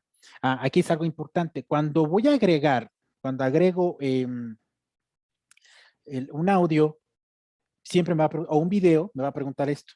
¿Deseas agregar una transcripción existente que esté asociada con el siguiente archivo multimedia? Es decir, tienes un audio y luego ese audio tienes una entrevista por separado o ya la tienes ahí.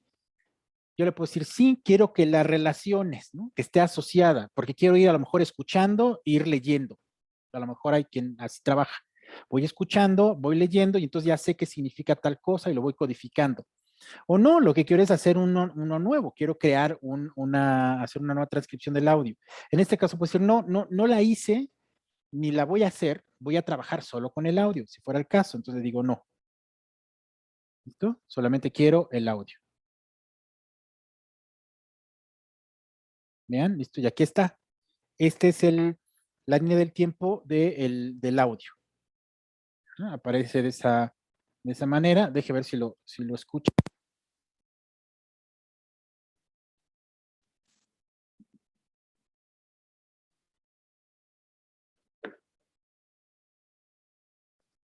No se escucha porque no, tengo desactivado.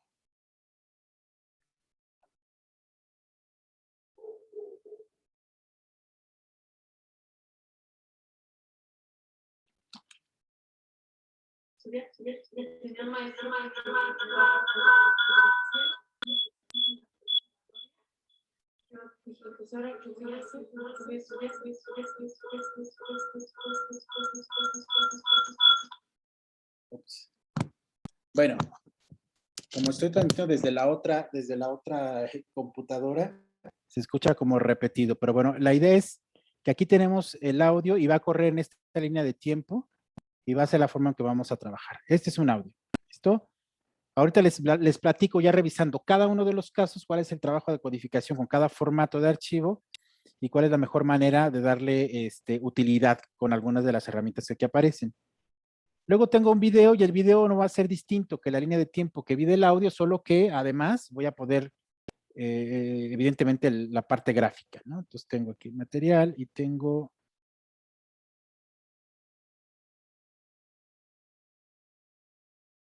videos. También me dice si tengo asociada una transcripción. Le digo que no, simplemente es el video y quiero trabajar directamente con el video.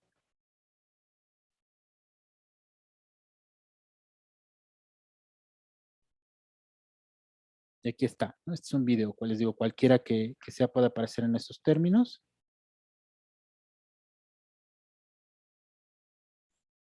Y listo.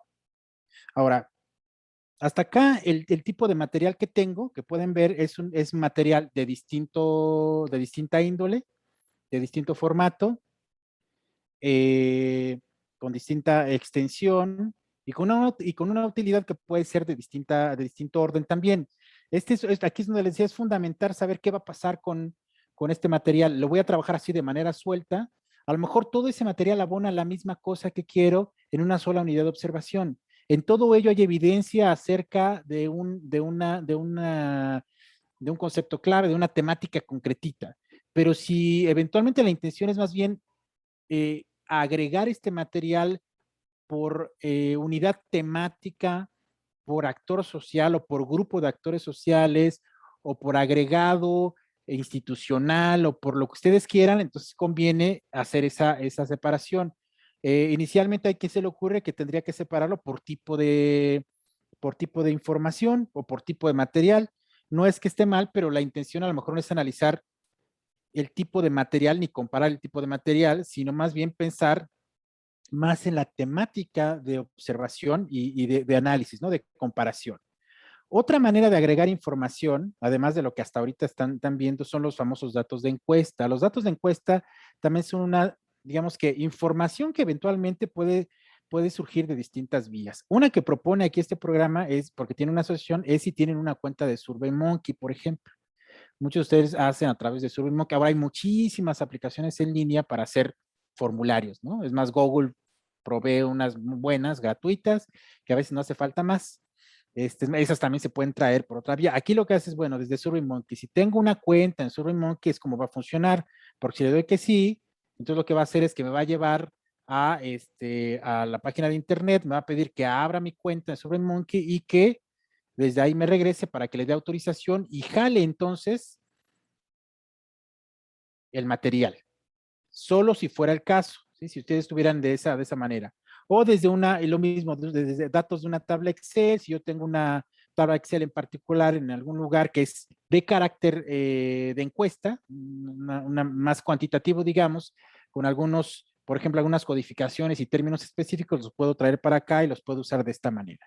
Son algunos, digamos, elementos complementarios que a veces pueden no tener sobre todo la utilidad que nos interesa si nuestra intención no es trabajar en esos términos, a menos que dijéramos, sí, sí tengo datos de encuesta a partir de SurveyMonkey, puedo trabajar. Por lo menos es la única, a diferencia de los otros, las transcripciones y los grupos focales, que tienen muchísimas asociadas, los datos de encuesta solo tienen la de SurveyMonkey, ¿no? Entonces, si utilizan alguna otra, pues a lo mejor no va a poder ser. Luego tenemos lo siguiente, miren, los datos de las redes. Para ello, me voy a salir de acá y voy a compartir, pero todo así, para que puedan verlo. Si no, no va a ver lo que pasa. Datos de Twitter. ¿Qué es lo que hace? Abre esta interfaz para poder conectar a Twitter y lo único que necesito es conectar a Twitter a partir de mi propia cuenta y hacer una búsqueda específicamente a partir a lo mejor de palabras clave. Bien. Me dice, Max Judea está solicitando entrar, necesitamos el acceso a una cuenta. Yo ya tengo abierta mi Twitter en la computadora, entonces le doy autorización. Me dice que regrese y vean cómo se puede ya activar esta. Y entonces hago una búsqueda específica. No sé, se me ocurre, ahorita que está muy el COVID, no sé, COVID-19, y vacunas, no sé, y, no sé, Iztapalapa. Solo por decir. Puedo hacer todo un juego ahí en el de búsqueda de palabras específicas, sobre lo que me interesa conocer acerca de qué hay más recientemente en los hashtags en las redes respecto de ello. ¿Desde cuándo? ¿Desde cuándo permite? Como estas son búsquedas muy largas, de pronto pueden ser muy, muy, muy amplias. Entonces me interesa a lo mejor lo más reciente, no sé, de ayer a hoy, solo por decir, ¿no? Tengo 24 horas. Incluir o no los retweets. Le voy a decir que sí. Y voy a, no sé, de pronto la información en Twitter saben que puede venirse en avalancha. Es una cantidad enorme. Depende de lo que estemos buscando. A veces no. Entonces poner un límite de hasta cuánto queremos para poder analizar, ¿no? Que corresponda a lo más reciente. Digamos que yo voy a ponerle 100 solo por un ejemplo, pero aquí pueden eventualmente explorar y jugar un poco con ello para que vean.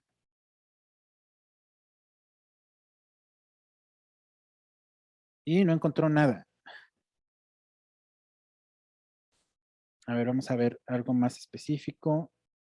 Y voy a ponerle más tiempo. Ah, acá tengo.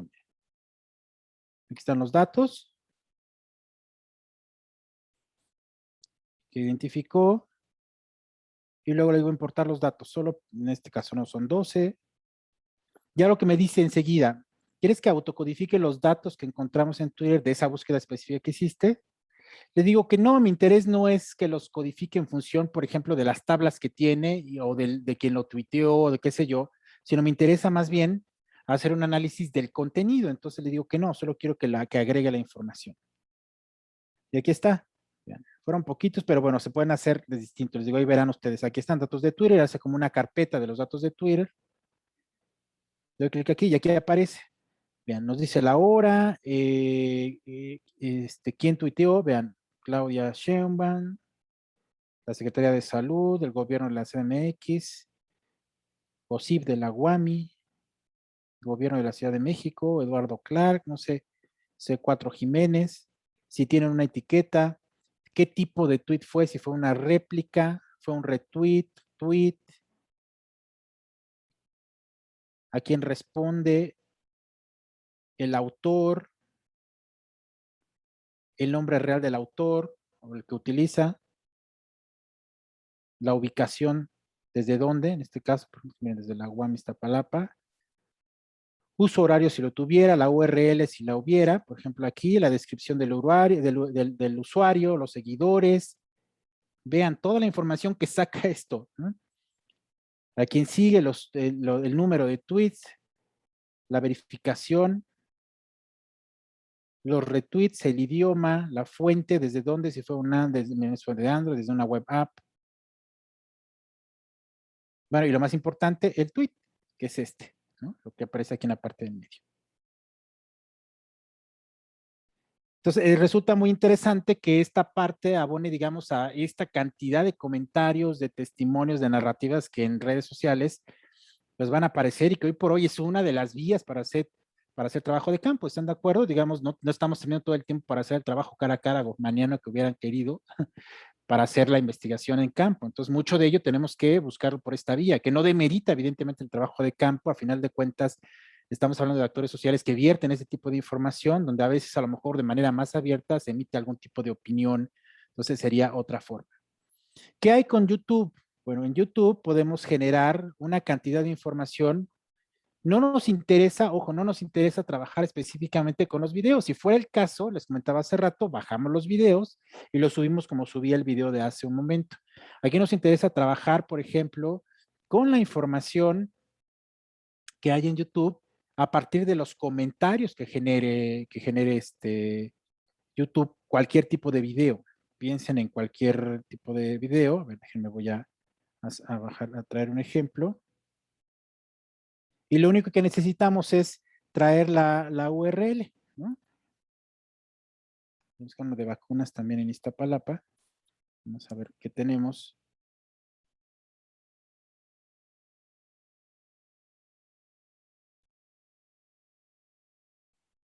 Muy bien, miren.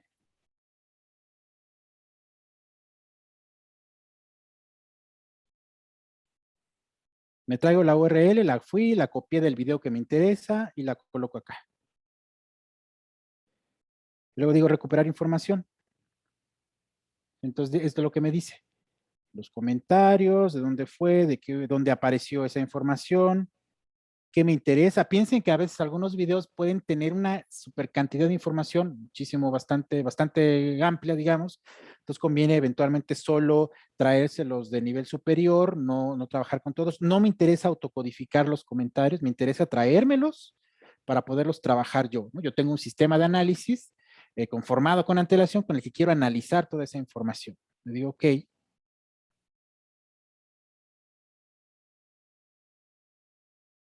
vean y listo. Y entonces resulta fabuloso leer estas cosas, ¿no? Todo lo que se coloca. Vean.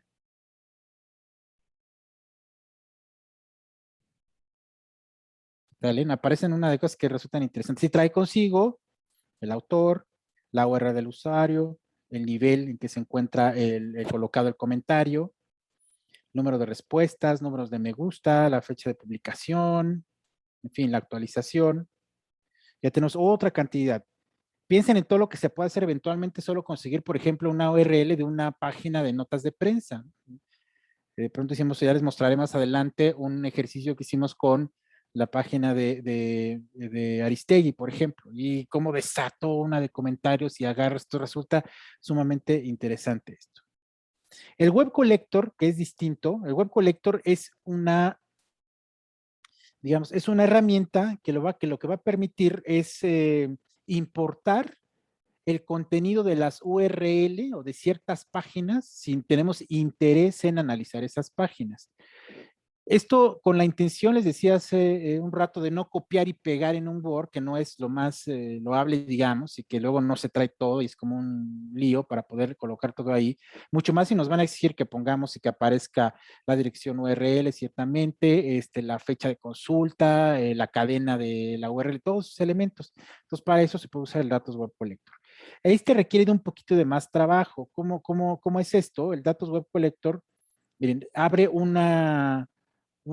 digamos, una carpeta que está agregada dentro del programa donde yo he agregado las páginas que me interesa analizar y que aquí aparecen como en lista, ¿no? Ya le digo, sí, quiero que las importes como documentos PDF o como si fueran imágenes o solamente como si fueran TXT. Solamente el texto me interesa, sin imágenes y qué sé yo. Y le digo, importar los archivos seleccionados. Ahora, como a mí no como yo quiero nuevos datos, no esas URL que tengo ahí, lo que necesito para poder traerme de lo que está colectado en el web collector de URL es ir a mi explorador y aquí buscar, conviene mucho usar Chrome, que es que de pronto con quien mejor funciona esta parte de, y ponerle el web collector.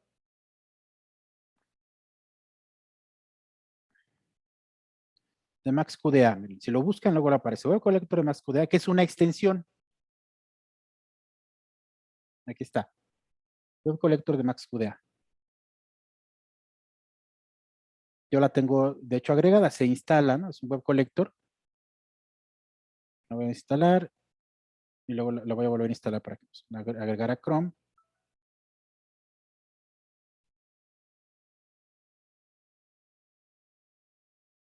¿Listo? Y vean, aquí aparece. Ajá.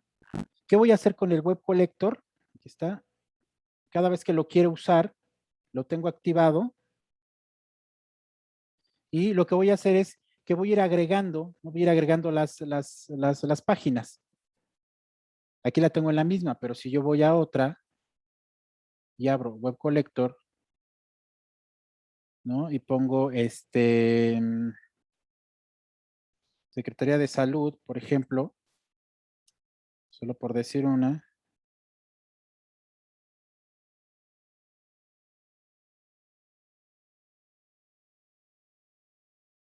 Voy a web collector y le digo colectar. Ajá. Y lo voy a ir salvando.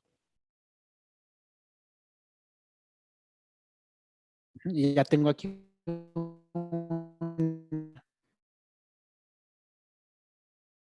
buscando, voy a otra página que me interesa buscar, abro el web collector y las voy colectando. Este trabajo tiene un carácter, digamos, previo, de tal manera que cuando vengo a mi archivo de trabajo, a mi proyecto, y mi intención es trabajar ahorita con las páginas que recolecté del web collector, las voy a entonces llamar desde aquí, ¿no? Es aquí donde tengo que empezar a llamar. Y aquí está, miren, Secretaría de Salud, y la acabo de colectar. ¿Me vieron? Sitio web.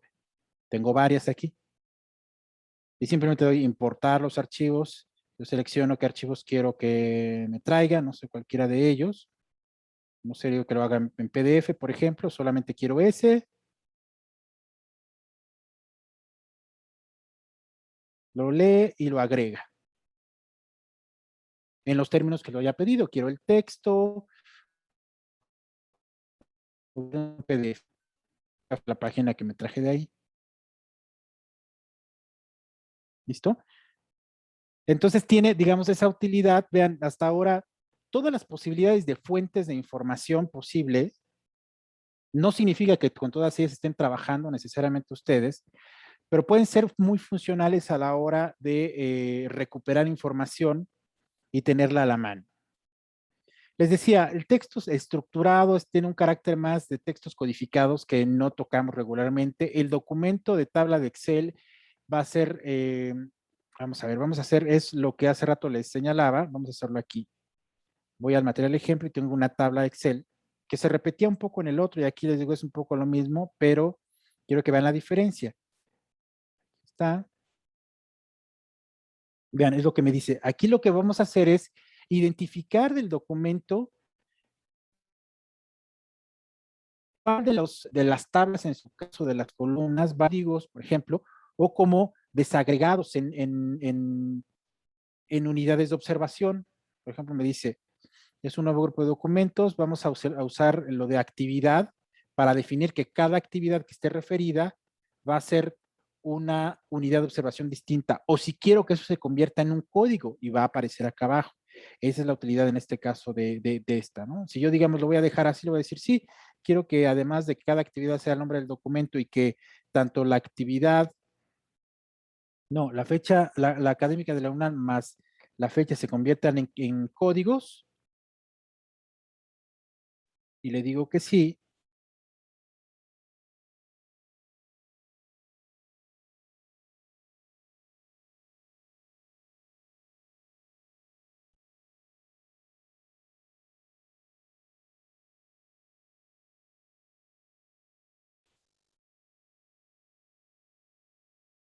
Entonces tiene que hacer lo siguiente, sigue leyendo, se traba un poco, ya saben, el aspecto tecnológico. Listo, dice, los textos que importé, que refería la actividad para que sea una unidad de observación por separado, fueron 36. Los códigos importados que yo referí, de esos fueron 2, ¿no? Los otros no.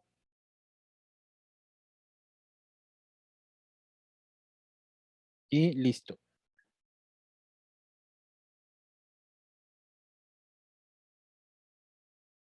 Vean, y aquí está. Lo creo como un nuevo grupo de documentos, vean todo lo que puso. Era una sola tablita, esta tablita, ¿recuerdan? Aquí está, esta era la tabla. Ahora aquí yo le señalé, quiero que cada tabla sea un documento por separado y lo pongas en un nuevo grupo de documentos. Porque es una unidad de observación específica con la que quiero, y aquí aparece. Aquí aparece, cada una de ellas es un, y los dos elementos codificados, que el que los codificara es que pusiera el nombre de la académica de la UNAM como un código y la fecha, y que así lo fuera generando. Ahí está. Es la manera como trabaja esta parte de de importar el documento tabla Excel. Y los datos bibliográficos, les decía, también si ustedes han trabajado, por ejemplo, en el fichaje y la citación a partir de una de estas aplicaciones como Zotero, Zotero que es gratuita, por ejemplo, Citavi, EndNote, Mendeley, antes era ProCite, EndNote, ahora es EndNote, se puede asociar a Word, pero ahora Word ya tiene su propio sistema de citación, entonces a lo mejor ya no hace mucha falta. Para quien trabaje directamente con texto, si ese sea su interés, desde aquí puede generar todas las fichas que ha generado, agregarlas en unidad de observación o de manera separada y hacer un análisis de codificación sobre. Y la última manera de agregar como una nueva fuente, un nuevo formato, digamos, de evidencia sería crear un documento.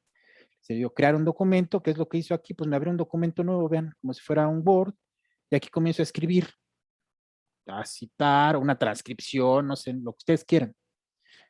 Aquí lo puedo hacer y lo puedo, y se queda como documento nuevo. Miren, aquí apareció su nombre, documento nuevo. ¿Vale? Pues, ¿cómo ven hasta acá, chicos? ¿Alguna duda, comentario? ¿Cómo ven? Todo esto tiene que ver, pues, digamos, con esta primera parte que abona a poder ir un poco pensando cuál es el tipo de material con el que voy a trabajar, en qué formato lo tengo y sobre todo, al menos hasta este punto, cómo lo puedo organizar, el material con el que voy a trabajar. Voy a trabajar con él como si fuera unidad por separado de información. Si estoy trabajando de manera profunda, si tengo 10 gentes o 5 gentes, pues a lo mejor es bien conveniente que cada uno de ellos sea una unidad. Cada persona a la que entrevisté con un seudónimo, de la cual tenga su entrevista y a lo mejor otro tipo de información agregada. Pero si se trata más bien de mucha información que ha acumulado y más bien abona unidades agregadas, decía hace rato, grupos de personas, una persona, un espacio, una institución, qué sé yo, a lo mejor lo que estoy consiguiendo es no solamente un tipo de información de un formato, de una fuente, sino de otras. Siempre un poco les he dicho, piensen un poco esta perspectiva laturiana que señala Latour. A partir de la controversia, siempre hace falta poder escuchar todas las voces que tengan que decir algo acerca del fenómeno que tratamos y que casi siempre son voces que no se ponen en consideración. A veces el investigador va como con su detector del término, dice, queriéndoles encontrar a veces forzadamente, y lo que le aparece por ahí que cree que no le sirve, lo hace a un lado o lo invisibiliza.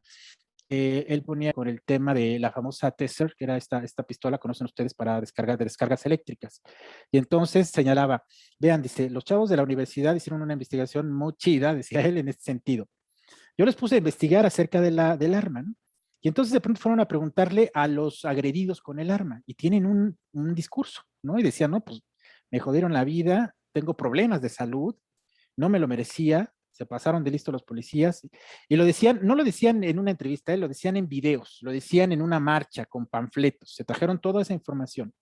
Pero dice, pero luego fuimos con los médicos que también son, a ver ellos qué opinión tenían respecto del tema, ¿no? Ellos decían si verdaderamente había una implicación de salud a largo plazo, cuál era la intensidad del arma, pero también los ingenieros que hicieron el arma tenían algo que decir respecto del asunto, y por qué no los policías también, y los familiares, y luego los que vieron, no, pues nunca una investigación con todos los posibles inmiscuidos, pues evidentemente nunca terminaríamos. Creo que un programa como este no nos va a ayudar precisamente a ver todas las posibles fuentes de información y todos los formatos en que se puede presentar, pero en algo puede, digamos, establecer una mejor sistematización, si quieren, del material que podamos utilizar para los casos que tratemos, ¿no? Entonces, no sé qué les parece hasta acá, chicos, que tenemos ya las 2 horas por ahora. Trabajamos ahora solo con el sistema de documentos. Mañana nos vamos a dedicar a cómo, bueno, ahora ya tengo el material, ya lo organicé, y ahora qué sigue con ya el trabajo de codificación, que es la talacha dura, la fuerte, digamos, para empezar a ver junto con ello algún tipo de resultado y eso cómo lo puedo interpretar y qué significa, ¿no? ¿Cómo ven? Pues es una maravilla, ¿no? Definitivamente. Y la cuestión sí de, sobre todo como investigadores y no tanto ya como recolectores, ¿no? Sino como analistas, es creo que una herramienta fantástica. Sí, exacto, Roberto. Creo que vale la pena. No sé, Esteban, ¿cómo ves? Sí, muchas gracias. Bueno, pues primero como comentario me pareció y sigo sorprendido con el programa Max Cudea, y también pues agradecido con la licencia que nos otorgan y en lo personal creo que sí me va a funcionar. Tengo incluso ya algunas entrevistas transcritas que Ah, incluso excelente. abrí en la introducción Ajá, y todo.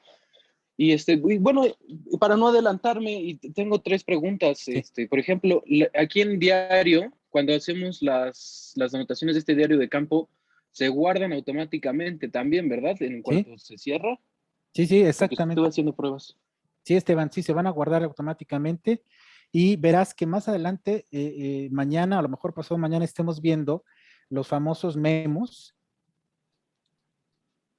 Vamos a un término que se ha empleado desde que se comenzaron a construir cualitativo y que lo que hacen es acompañar justamente el proceso de codificación del material con el que se trabaja, donde se pueden haciendo todas estas notas, como lo que ahora pensabas en el diario de campo, pero que en los memos hay distintos tipos de memos, memos digamos asociados, que son como comentarios, por decirlo de alguna manera, asociados o a la codificación que se está generando o al documento que se está analizando o a los códigos que se están utilizando. Entonces tienen mayor operatividad, digamos, verás de qué van y probablemente te resulten interesantes mucho más que lo del diario. El diario es un seguimiento, digamos que es como personal, es como tener a la mano tu cuaderno y decir, estoy revisando el material y aquí se me vino esta idea, no quiero que se vaya, la anoto.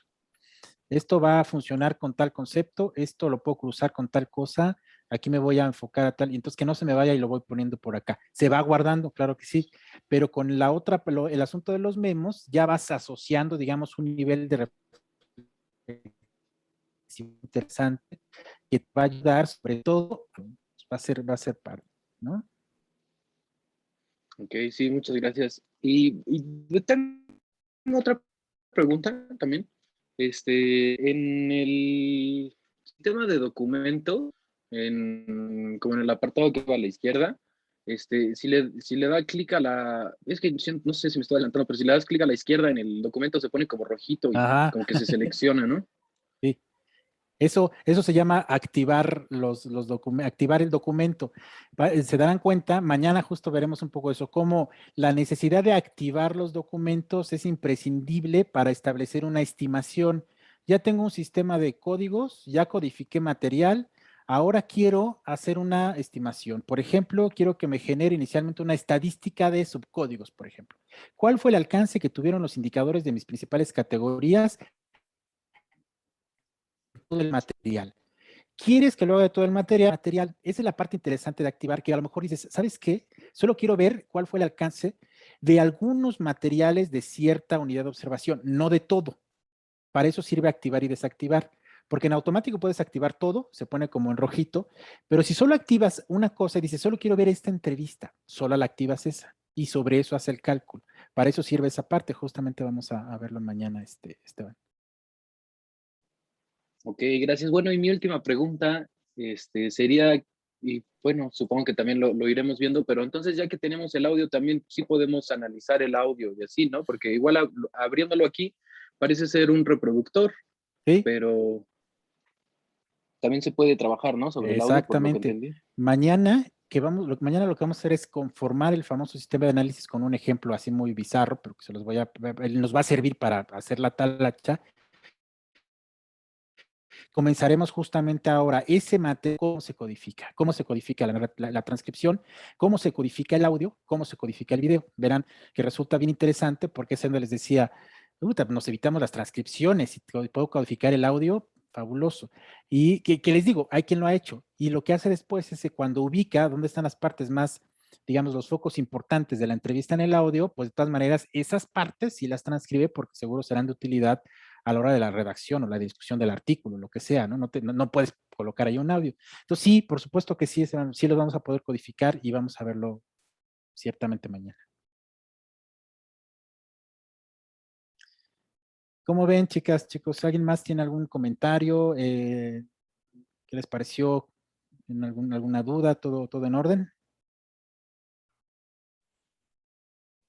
Tony.